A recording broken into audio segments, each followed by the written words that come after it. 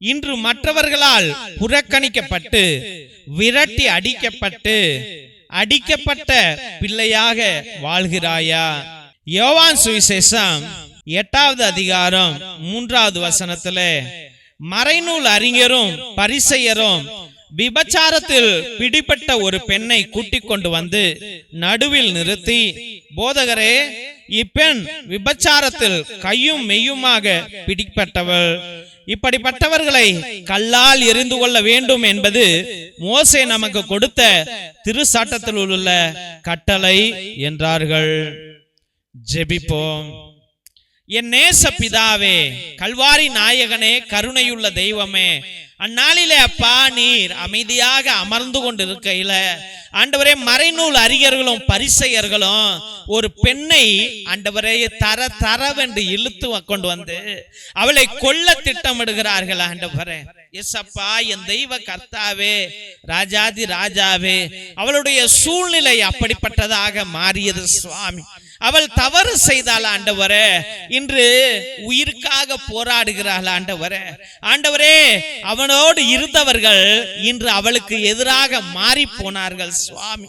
எஸ்அப்பா, அதே போலதான் ஆண்டவரே, இயேசுவே, என்னுடைய வாழ்க்கையிலும் ஆண்டவரே, நான் சரியா படிக்கல என்று, சரியா வேலைக்கு போகல என்று, எனக்கு அழகு இல்லை என்று, எனக்கு திருமணம் ஆகவில்லை என்று, ஆண்டவரே, நான் பணத்தை இழந்து விட்டேன் என்று, நான் வீடு கட்டவில்லை என்று, எனக்கு குழந்தை பிறக்கவில்லை என்று, ஆண்டவரே, என் கணவன் சரியில்லை என்று, என் மனைவி சரியில்லை என்று, என் பிள்ளைகளுக்கு நல்ல ஞானம் இல்லை என்று, அவர்கள் படிக்கவில்லை என்று, வேலைக்கு செல்லவில்லை என்று, ஆண்டவரே, நான் தொழில்ல, நான் வியாபாரத்துல நஷ்டப்பட்டு விட்டேன் என்று, நான் கடனாளியாக ஆகிவிட்டேன் என்று, நான் நோயாளியாக மாறிவிட்டேன் என்று இந்த உலகம் ஆண்டவரே இன்று எனக்கு எதிராகவே, என் குடும்பம் எனக்கு எதிராகவே எழும்பி இருக்கிறது சுவாமி.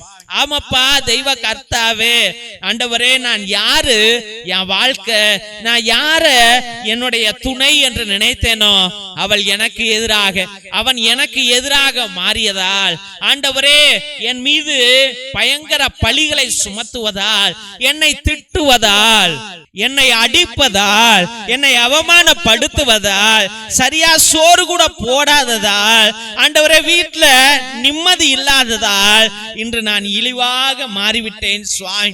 அந்த பெண் அதே போலதான் நினைச்சாள் ஆண்டவரே.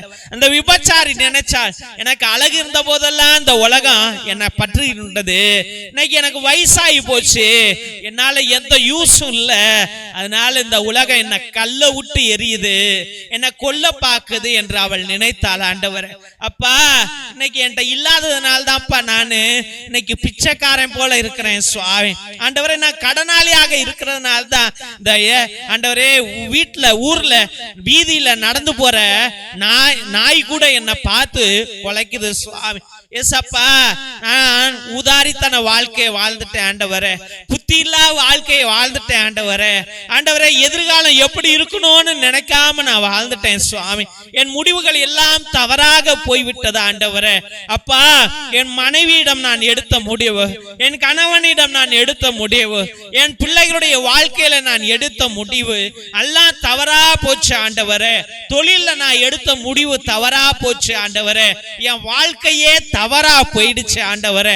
ஐயோ தெய்வமே, ஆண்டவரே, நான் நன்றாக இருந்ததா என் குடும்பத்தையாவது நான் காப்பாத்திருக்கலாம் அல்லவா என்று கண்ணீரோடு இருக்கிற பிள்ளைகள் ஏராளம் ஏராளம் சுவாமி. அதே போலதான் ஆண்டவரே, அந்த விபச்சார பெண்ணுடைய உள்ளத்திலும் பயங்கர வேதனைகள் ஓடிக்கொண்டிருந்தது, பயங்கர சிந்தனைகள் ஓடிக்கொண்டிருந்தது.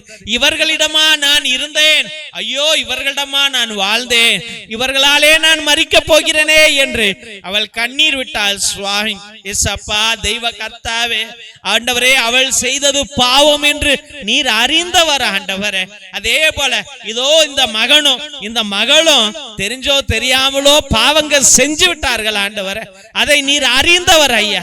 தகாத உறவுகள் ஆண்டவரே, பண மோசடிகள், ஏமாற்றம், பொறாமை ஆண்டவரே, தீய எண்ணங்கள் எங்க வாழ்க்கையில வந்துச்சு ஆண்டவர். நாங்கள் பாவம் செய்தோம் ஆண்டவரே, செய்யலன்னு நாங்க சொல்லல அப்பா, நாங்கள் முழு பாவம் செஞ்சோம் ஆண்டவரே. எங்களை ஆனால் மன்னிக்கிற தேவன் நீர்தானே அல்லவா ஆண்டவரே. எசப்பா, அந்த விபச்சாரி பெண்ணை நீ ஆண்டவரே மன்னித்தீர் ஐயா. அவளுடைய அநாதை தன்மையை நீ உணர்ந்து, அவளுடைய பலகீனத்தை உணர்ந்து, அவளுக்கு சப்போர்ட் யாரும் இல்ல, நம்ம நிப்போ என்று நீ நின்றீர் ஆண்டவரே. அதே போல இந்த பிள்ளைகளுக்கும் சப்போர்ட் யாரும் இல்ல ஆண்டவரே. அப்பா தெய்வமே, குழந்தை வரத்தை கொடுக்க யாரும் இல்ல, கடனை தீர்க்க யாரும் இல்ல ஆண்டவரே. இவர்கள் வாழ்க்கையில போராட யாரும் இல்ல சுவாமி. ஏசப்பா தெய்வ கர்த்தாவே, திருமணம் நடத்தி வைக்க யாரும் இல்ல ஆண்டவரே. நீர்தான்ப்பா வரணும் ஆண்டவரே. இயேசுவே, பிரிந்த கணவன் மனைவியை ஒன்று சேர்க்க யாரும் இல்லப்பா, நீங்க தான்ப்பா வரணும். இந்த நோய்களை தீர்க்க யாரும் இல்லப்பா, நீங்க தான்ப்பா வரணும். இந்த உலகத்துல மாற்றங்களை கொண்டு வர யாரும் இல்லப்பா, நீங்க தான்ப்பா வரணும். இயேசுவே, ஒவ்வொரு பிள்ளைகளையும் ஆசீர்வதித்து அந்த விபச்சார பெண்ணுக்கு மறுவாழ்வு கொடுத்ததை போல இதோ இந்த பிள்ளைகள் காயப்பட்டு அவமானப்பட்டு ஆண்டவரே ரத்தம் சிந்தி கண்ணீர் சிந்தி வாழ்க்கையில அனுதினமும் ஒவ்வொரு நிமிஷமும் போராட முடியாமல் தவிக்கிற இந்த பிள்ளைகளுக்கு அரணாக, கோட்டையாக, ராஜாவாக நீர் வருவீர் என்று முழுமனதோடு ஜெபித்து அருமையான பிள்ளைகளை உம்முடைய பரிசுத்தமான கல்வாரி பாதத்திலே சமர்ப்பித்து ஜெபிக்கிறோம் எங்கள் ஜீவனுள்ள நல்ல பிதாவே. ஆமென், ஆமென், ஆமென். சிலுவை ஆசீர்வாதத்தை பெற்றுக்கொள்வோம். தந்தை ஆசீர்வாதத்தின் திருசிலுவை, திருசிலுவை உனக்கு வெளிச்சமாய் இருக்கிறது. நரக சர்ப்பம் உனக்கு அதிபதியாக வேண்டாம். சாத்தானே அப்பாலே போ. அபத்தங்களை பிள்ளைகளுக்கு போதிக்காதே. நீ கொடுப்பது தீது, நீயே அந்த நஞ்சை உட்கொள். திவ்ய நற்கருணை ஆசீர்வாதத்தை பெற்றுக்கொள்வோம். எல்லாம் அல்ல இறைவன், தந்தை, மகன், தூய ஆவியார் உங்களையும் உங்கள் குடும்பத்தாரையும் ஆசீர்வதித்து வழி நடத்தி காத்திருள்வாராக. ஆமென், ஆமென், ஆமென். இயேசுவில் அன்புக்குரிய சகோதர சகோதரிகளே, ஒவ்வொரு நாளும் மதியம் 3 மணியிலிருந்து 5 மணி வரைக்கும் இறை இரக்கத்தின் நற்கருணை ஆராதனையும் குணமளிக்கும் திருப்பலியும் இறை இரக்கத்தின் ஜெபமாலை அன்றாட நவநாள் ஜெபங்களை அர்ப்பணித்துக் கொண்டிருக்கின்றோம்.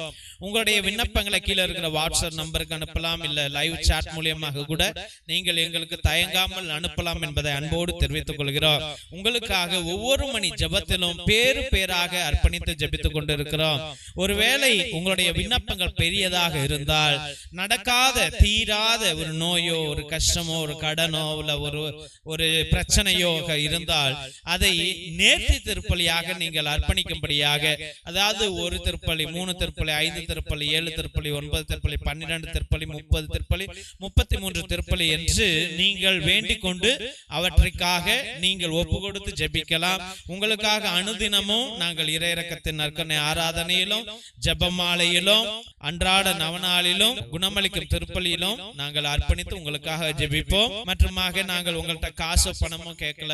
நாங்க கேட்கறதெல்லாம் ஒரே ஒரு உதவிதான். என்ன உதவி என்றால், இந்த அனுதினமும் வருகின்ற 12 மணிக்கு, மதியம் 3 to 5 மணி வரைக்கும், சாயந்தரம் 7:30 மணிக்கு, நைட்டு 9 மணிக்கு வருகிற எல்லா ஜெபங்களையும் உங்களுடைய வாட்ஸ்அப் ஸ்டேட்டஸ்ல, வாட்ஸ்அப் குரூப்ல, ஃபேஸ்புக்ல நீங்கள் அதை பகிரும்படியாக அன்போடு வேண்டுகிறோம். இதை பார்க்கிறவங்க தயவு செய்து சப்ஸ்கிரைப் பண்ணுங்க. இதை நிறைய பேர் சப்ஸ்கிரைப் பண்ணவே மாட்டேங்கிறீங்க.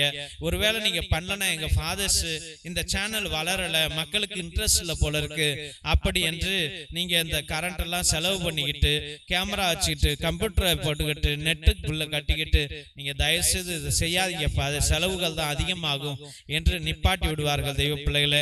அதனால நீங்கள் எல்லாத்தையும் சொல்லி சப்ஸ்கிரைப் பண்ண சொல்லுங்க, அதை ஷேர் பண்ணும்படியாக அன்போடு வேண்டுகிறோம். மற்றுமாக தெய்வ பிள்ளைகளே, எங்களுடைய சபையில ஏகப்பட்ட ஏழை எளிய பிள்ளைகளுக்கு உதவி செய்து கொண்டிருக்கிறோம். உங்களுக்கு உதவி செய்கின்ற மனத்தன்மைகள் இருந்தால் நாங்க காசு பணம் கேட்கல. கேட்பதெல்லாம் உங்க பிள்ளைங்க, சின்ன பிள்ளைங்க இருக்கலாம், இல்ல உங்களுடைய அக்கா பிள்ளைங்க, அண்ணன் பிள்ளைங்க, தெரிஞ்சவங்க பிள்ளைங்க எல்லாம் இருக்கலாம், உங்க வீதியில கூட பிள்ளைங்கள் இருக்கலாம், உங்க ஊர்ல இருக்கலாம். அவங்கள்ட்ட பேசி அவங்க பயன்படுத்திய பழைய ட்ரெஸ்ஸுகள், ட்ரௌசரோ, டிஷர்ட்டோ, இல்ல ஷர்ட்டோ, ஸ்கர்ட்டோ, இல்ல சுடிதாரோ ஏதாவது இருந்தால் தயவு செய்து அந்த பழைய ட்ரெஸ்ஸுகளை எங்களுக்கு அனுப்புங்கள். அது எங்க பிள்ளைங்களுக்கு ஒரு புதிய ட்ரெஸ்ஸாக மாறும் என்பதை தயவு செய்து நாங்கள் தெரிவித்துக் கொள்ள விரும்புகிறோம். அதனால உங்க பழைய ட்ரெஸ்ஸுகளை அனுப்புங்க. ஒருவேளை தேவன் உங்களை ஆசீர்வதித்திருந்தால் நீங்க எங்க குடும்பங்களுக்கு ஒரு சோலார் பல்பு 200 ரூபா 300 ரூபா இருக்கும். அந்த குடும்பங்களுக்கு கரண்ட் கிடையாது, ரோடு கிடையாது, குடிசைகள்ல தான் வாழ்கிறார்கள். அதனால உங்க நாமத்தின் நிமித்தம் உங்க குடும்பத்தின் பெயரால எங்க குடும்ப பிள்ளைகளுடைய வீட்டுல ஒரு விளக்கு எரியட்டும் என்பதை அன்போடு தெரிவித்துக் கொள்கிறோம் தெய்வ பிள்ளைகளை. மற்றுமாக மிரக்கல் ஆயில், அதிசய எண்ணெய், கோகனட் ஆயில் கிடையாது, அது மூலிகை எண்ணெய். அது எல்லா நோய்களுக்கும் வலிகளுக்கும் உதவும். அதை வாங்கி பயன்படுத்தும்படியாக அன்போடு வேண்டுகிறோம். மற்றும் 120 வருடங்களுக்கு முன்பதாக எழுதப்பட்ட உன்னத விடுதலை ஜப புத்தகம் இது. அந்த காலத்தில் நம்முடைய மூதாதையர்கள் செபஸ்தியார் தகடு, அந்தோனியார் தகடு எல்லாம் எழுதி வச்ச அதுல உள்ள கட்டு ஜபங்க, சாத்தானை விரட்டுற ஜபம். இந்த ஜபங்கள் இதுல இருக்கிறது. இதை வாங்கி நீங்கள் பயன்படுத்துங்கள். வாழ்க்கையிலே நல்ல வெற்றி அடைவீர்கள் என்பதை அன்போடு தெரிவித்துக் கொள்கின்றோம்.